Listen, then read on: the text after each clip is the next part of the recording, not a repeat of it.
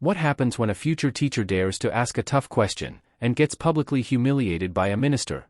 On May 1, former Ministry of Education trainee Ivan David Ng reignited a long-forgotten controversy that's now resurfacing ahead of the general election.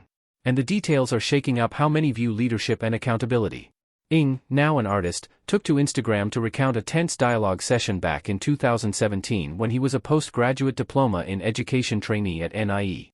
In a packed auditorium of around 300 peers, Ng asked the minister a bold but valid question: whether Singapore's Special Assistance Plan, SAP, schools still had a fair and relevant role in modern society. His intention? To get a nuanced response from a policymaker in charge of education. But instead of a constructive answer, Ng says he was met with condescension and aggression.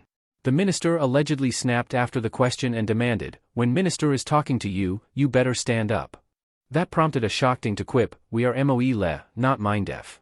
What followed, according to Ng, was a lecture in a raised tone, with audience members audibly unsettled. Then, another trainee stepped up to support Ng's query, only to be accused of conspiring against the minister. The minister's response?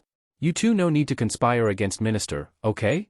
The hall, mostly made up of language and literature teachers, reacted with jeers and sighs. One especially jarring moment, when the minister asked the crowd how many read at least one book a month. Many hands went up, only for the minister to sneer, "Sure or not? Fiction book or serious book?" That remark, Ng recalls, was met with disbelief and mockery. He wrote, "It is shocking to imagine that an MOE minister would even say this to teachers." The incident stuck with many. Commenters on Reddit who claimed to be from Ng's 2017 PGDE batch confirmed the story, naming the minister as Ng Chee Meng. One said they still remembered the minister's condescending tone even years later. Another, who claimed to be the second student who questioned the minister, said they were compelled to speak up due to the minister's lack of professionalism. As this post gains momentum online, it's not just a story about one bad day at a training session. It's a question of character. How should leaders treat junior staff? And what kind of people should we send to Parliament?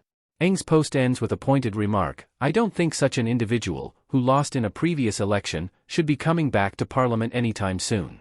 Do you agree that a leader's true nature is revealed in how they treat the least powerful among them?